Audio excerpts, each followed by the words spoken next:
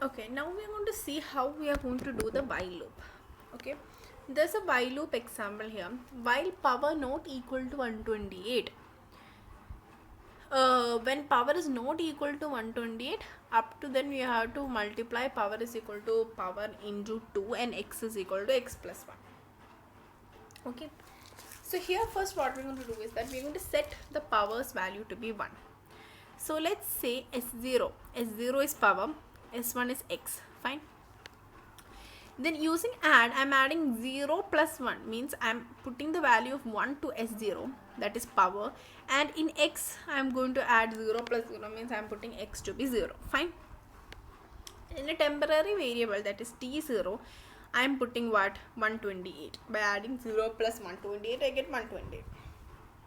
Okay, until the power should not be equal, right? When the power becomes not equal to 128, then this can execute. So when this t0 and the power s0 becomes equal, then I am going to this done, because I don't want to execute. So here in the while loop, while you're doing the opposite condition, you have to check. Important, opposite condition you have to check. So when I'm checking the opposite condition, what I am doing is that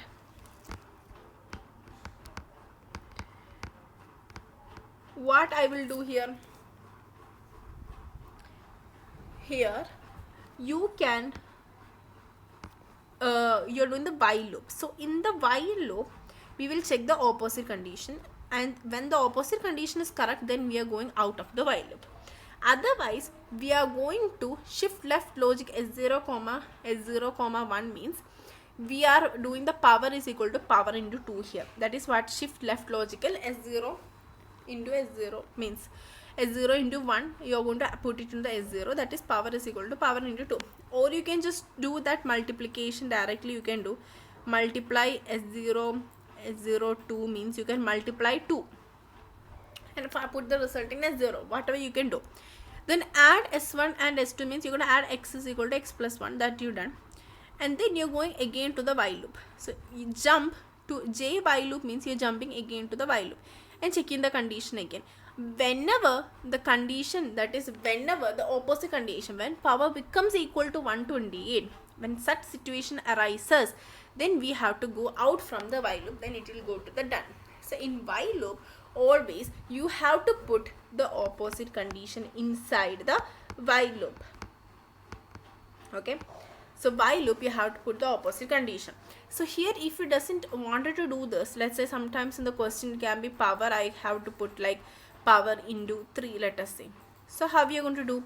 In an integer, let's say li, in one t1 something, I would put 3, and then I am going to do what? I am going to write multiplication. So multiplication of this s0, in that I am going to multiply s0 with this t1, because I have loaded t1 3 integer 3 to the t1, and I am doing s0 into t1, and that s0, that is power into 3, and I am storing that result in s0 itself using multiplication. That is much more better way to do this. Fine, you can do the multiplication part here. Fine, this is how while. So in while you will check the opposite condition at the top. That is what you're going to do in while loop.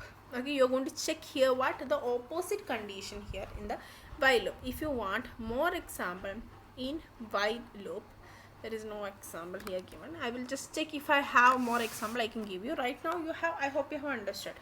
Then J while, you're going to go again back to the while loop. Okay, now do while loop means what? Do or while. In do or while loop, what happens is that in do while we will check the correct condition here, but that is also after. Okay, that means first what we're going to do is that do power is equal to power into 2, that we have done, and we have added this, and we will check that do while. Okay, in the while loop, when the power is not equal to 128, if the power is not equal to 128, then I have to do the while loop again.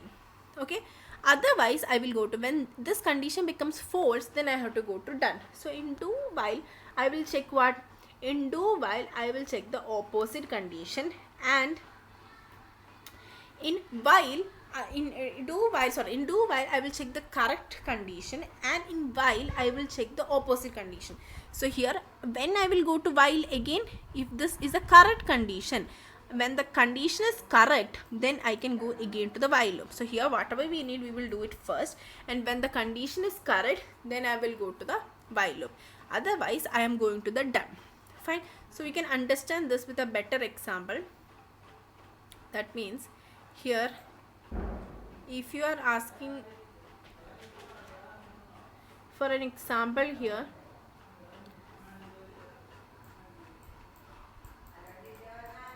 while I is less than 10, I plus plus, if you have to do that, if we have to do this, let's see how can you do this. Okay,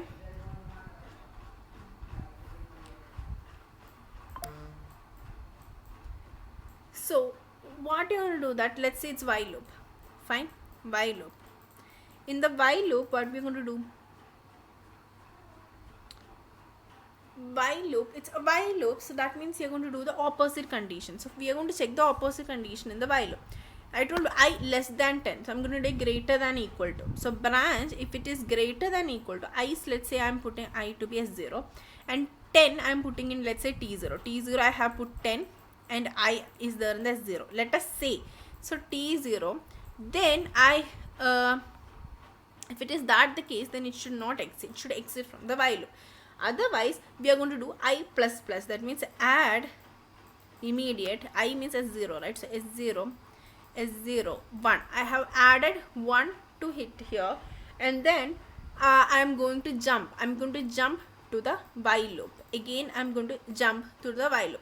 Otherwise if this condition is correct, then I have to go to end. So I am doing here the opposite thing. In the while loop I am doing what? I have done the opposite thing in the while loop. I will check the opposite condition first.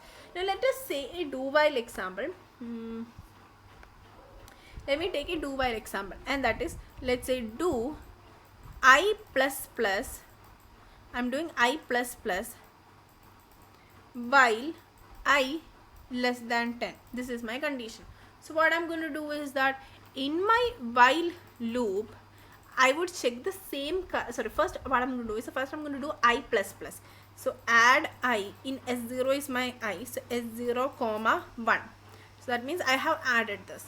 Then I will check the branch, the same condition, branch is less than I is S0, S0 comma T0 is 10. Then I will go to the left, I will go to the while loop. Otherwise I am going down end. Fine, this would be the do while. That means if it is in the do while, what we have done first, what, there is my while loop here. Okay, there is my while loop here, and in the while loop I will do is that I will do I plus plus, that is add I plus plus is S0, 1. Then I will check the same condition itself, that is while I less than 10. So I will check the same condition, branch less than I is S0, 10, let me say it's T0. Then I will go again to while. Otherwise it is end or done. You can say end or done. This is the case of what? While loop. Fine. Now let's do the for loop. So in for loop also, first what we are going to do is that in for loop the condition is tested at the beginning of each of the loop. The condition is tested. So that means here for I equal to 0, I less than 10, I is equal to I plus 1, sum is equal to sum plus I. So here also we are going to do it like while. How? We are doing this like while itself. We will check the opposite condition here. While i's value we will initialize first to 0, T0 I have set to be 10. Fine. And some value also I have initialized to 0 first. Like while loop, we will put for loop. We will check the opposite condition. When branch, if it's I less than 10, I will do I greater than or equal to 10. Okay. So branch greater than or equal to s0 comma t0 means I is greater than or equal to 10, then I have to go to end because that is done. We don't want to do this. Otherwise, sum is equal to sum plus I, and I is equal to I plus 1. I is equal to I plus 1 and j for loop. Again, we are going to do the for loop. Okay, when this condition becomes unsatisfied, then only we can go to done. This is just like for loop is just like while loop we are going to do. So this I is equal to I plus 1 you have to do with the last. This part also you have to do it here in the last. This is just like how we done the while loop itself. The only difference is here what is coming is that I is equal to I plus 1. So here the only difference is what I have told you. Right, the increment you have to put inside. Right, increment you have to put inside.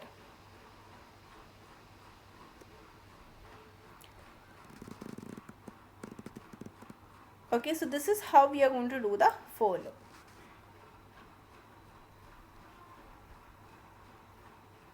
Fine. This part is clear. So this is how high level code and RISC-V, how you convert the RISC-V for loop. So while loop, for loop, do while is done. So you have to understand how we convert into while loop, how we are converted the do while loop, and how we converted in the for loop. Now we have arrays. Okay.